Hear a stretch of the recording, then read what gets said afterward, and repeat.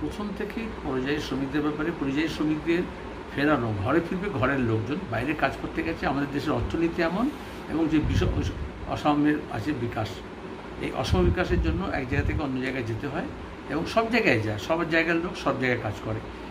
কিন্তু রাজ্য সরকার বা কেন্দ্র সরকার শুধু ঘোষণাই করেছেন।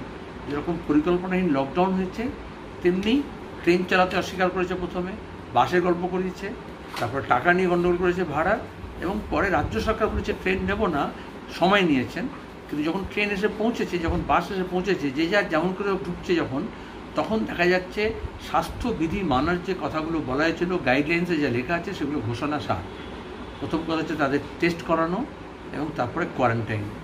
আর কোয়ারেন্টাইনে যদি থাকতে হয় তাহলে লকডাউনের পিরিয়ডে তার জন্য খাবারের ব্যবস্থা করা, পানি জলের ব্যবস্থা করা। স্বাস্থ্য পরীক্ষার ব্যবস্থা হয়নি।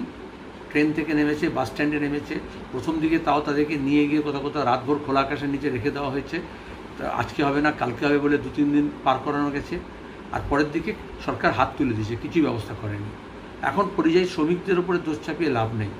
যখন কালীঘাটে বা পটুয়াটোলায় যখন কেস ধরা পড়ছে, সেটা কি পরিযায়ী শ্রমিকের জন্য?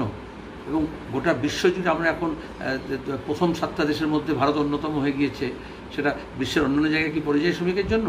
আসলে পাবলিক হেলথ কেয়ার সিস্টেমটা যদি ভেঙে যাওয়া থাকে, শুধু হাসপাতালে গেট থাকে কিন্তু হাসপাতালের ব্যবস্থা যদি না থাকে, প্রাইমারি হেলথ কেয়ার সিস্টেম যদি না থাকে, যদি তোমার ফিভার ক্লিনিক না থাকে, যদি টেস্ট না করানো হয়, এবং প্রথম থেকে টেস্ট নিয়ে মিথ্যাচার করা হয়েছে, তারই ফল আমাদের গুনতে হচ্ছে এখন।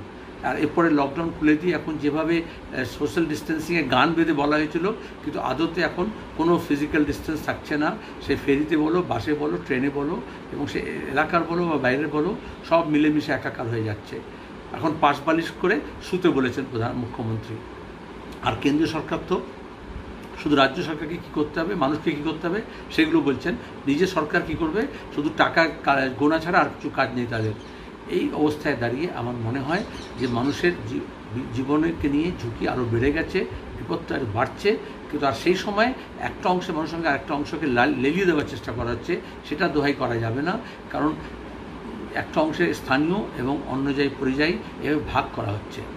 কিন্তু বিপদটা এখানেই, আমাদের সবাইকে শহর থেকে গ্রামে, গ্রাম থেকে শহরে, এক রাজ্য থেকে অন্য রাজ্যে, এক জেলা থেকে অন্য জেলায় যেতে হয় নানান কাজে, শিক্ষার প্রয়োজনে, চাকরির প্রয়োজনে, চিকিৎসার প্রয়োজনে। সুতরাং এই বিভেদ করে লাভ নেই। সরকারের উপর দাবি করতে হবে যে সরকারের ব্যবস্থাপনা ঠিক করতে হবে। নিউজ বৃত্তান্ত, হলুদ নয়, স্বচ্ছ।